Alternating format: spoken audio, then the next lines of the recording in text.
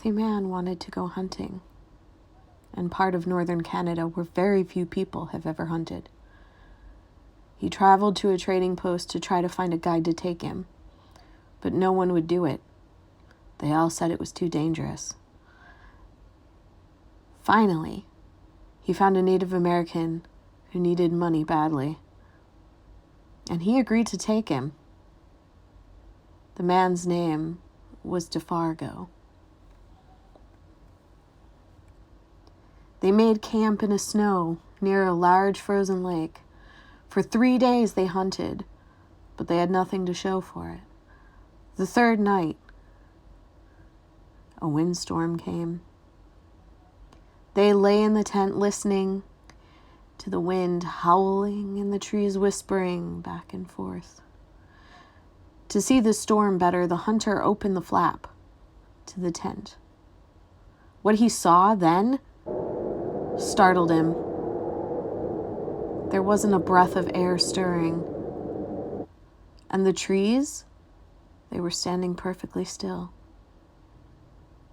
Yet he could still hear the wind howling. And the more he listened, the more it sounded as if they were calling his name. DeFargo, it called.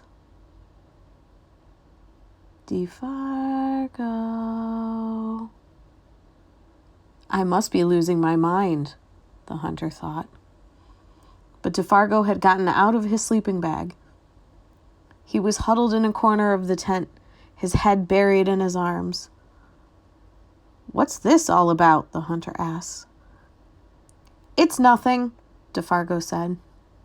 But the wind continued to call to him, and DeFargo became more tense and more restless. DeFargo, it called. DeFargo. Suddenly he jumped to his feet and he began to run from the tent. But the hunter grabbed his arm and wrestled him to the ground. "You can't leave me out here," the hunter shouted. The wind called again, and DeFargo broke loose and ran into the darkness.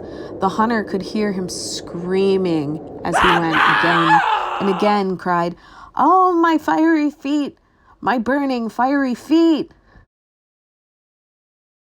my feet of fire." Then his voice faded away and the wind died down. At daybreak, the hunter followed DeFargo's tracks into the snow. They went through the woods, down towards the lake, but out into the ice. But soon, he noticed something strange. The steps DeFargo had taken had gotten longer and longer. Like they were so long, no human being could have taken them. It was as if something had helped him to hurry away. The hunter followed his tracks to the middle of the lake, but they disappeared. At first he thought DeFargo had fallen through the ice, but there wasn't any hole. Then he thought something had pulled him off the ice and into the sky, but that made no sense. As he stood wondering what had happened, the wind picked up again. Soon it was howling as it had the night before. Then he heard DeFargo's voice. It was coming from above, and again he heard DeFargo screaming, "My fiery feet, my burning feet." But then there was nothing to be seen. Now the hunter wanted to leave this place as fast as he could. He went back to the camp and started packing everything he could. He left some food for DeFargo, and he started out. Weeks later, he reached civilization. The following year, he went back to hunt in that same area again. He went to the same trading post for a guide. The people there could not explain what happened to DeFargo that night, but they had not seen him since then.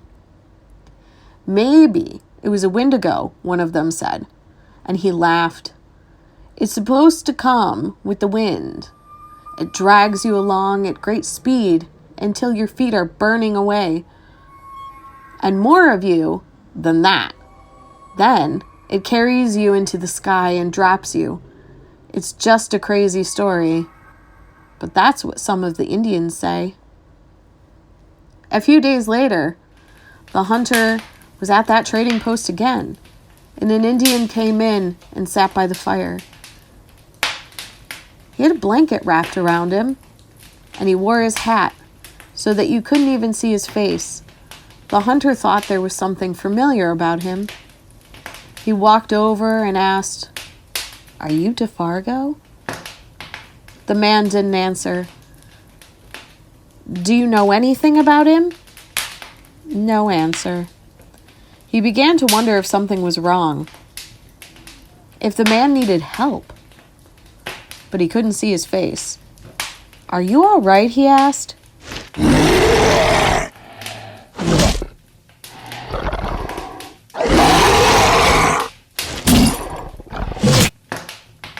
No answer.